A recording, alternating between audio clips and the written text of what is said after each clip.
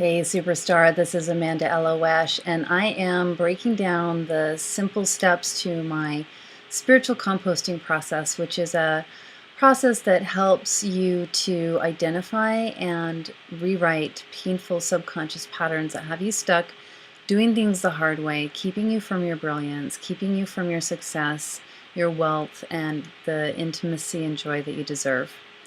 So a couple of weeks ago, I shared the 3 signs of subconscious patterns running the show, and then I talked about the importance of paying attention to the pain that shows up, the alarms that go off. And today I'm going to talk about cultivating why it's important to cultivate a sense of curiosity and loving kindness. So we have subconscious patterns. A lot of them are in the base. I like to call them the basement. They're in the subconscious because it's a part of ourselves that was harmed in some way, criticized, attacked, judged, and it was, usually at a time we were very vulnerable, usually very young, or it can just be a really intense experience that we had as an adult. What happens is that it's a trauma. It's basically a trauma. Even if there was no physical harm involved, we can experience emotional trauma. And those traumas create a frozen experience, like a frozen story. It's a loop. And it's basically, oh, okay, this is how the world is. It's not safe. Whatever it is I did in this moment, reacting in fear, worked because I'm still alive. So I'm just gonna freeze that in my programming, so that if that ever comes up again, I'm just gonna do the same thing, and it'll help me to make it through. And as I mentioned last week, the problem with that is that being in survival mode kind of sucks. I mean, just being able to breathe and eat. I mean, have a place to sleep at night. Those are great things, but most of us want more than just survival mode. We want to do work that we love. We want to be able to have time to enjoy our lives, to take care of ourselves, to be there for our loved ones, maybe have a vacation, even if we love the work that we're doing, things like that. And that doesn't happen when you're in survival mode. When you're in survival mode, you're really not paying attention to those higher layers, the Maslow hierarchy. You're just like eating, breathing, maybe sleeping. And so when those subconscious patterns go into the basement, they protect themselves with these bodyguards called resistance. And we're familiar with that. Resistance is super clever.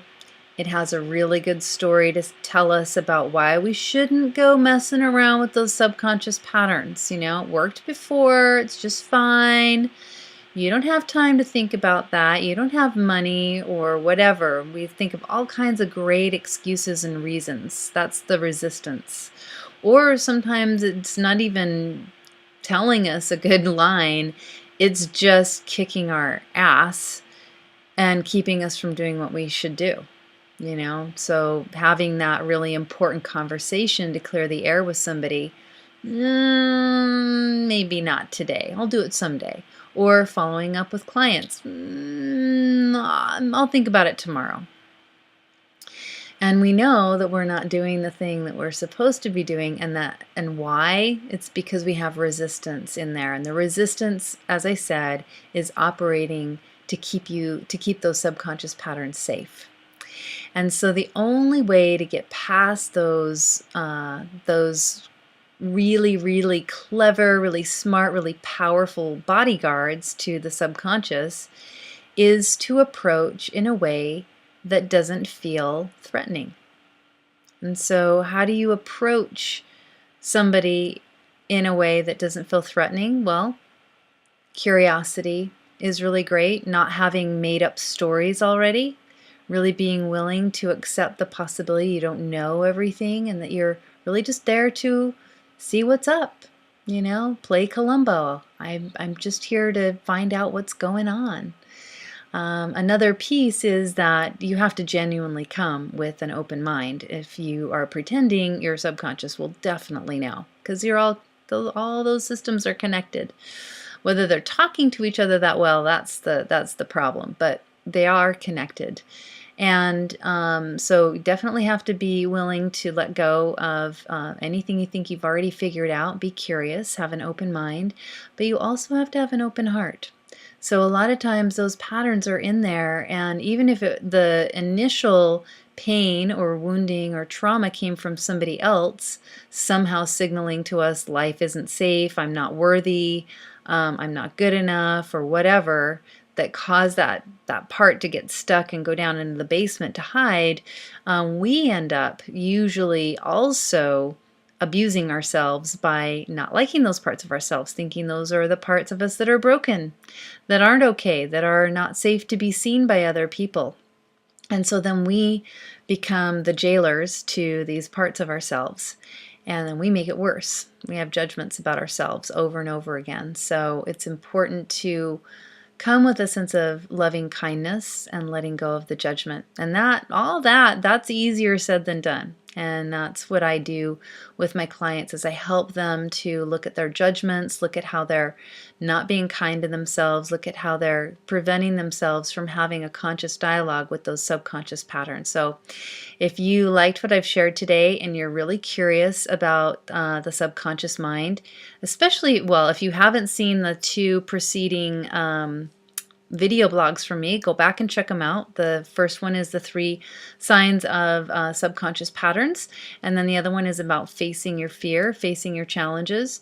And today's is, being kind and loving, bringing a gentle approach as you look at the shadow, as you go down into the basement. And if you're curious about all this and you want more, go to my website if you're not already here, amandaeloesh.com. And you can also, I really invite you to pick up a 60-minute Breakthrough to Success discovery session. And this is 60 whole minutes with me to look at what are the subconscious patterns that are keeping you stuck, what might be possible for you, and how do we move through. And so that's my gift to you. It's on the little opt-in bar up there if you're on my website. And I look forward to connecting with you and helping you break through. And until next week, may the source be with you.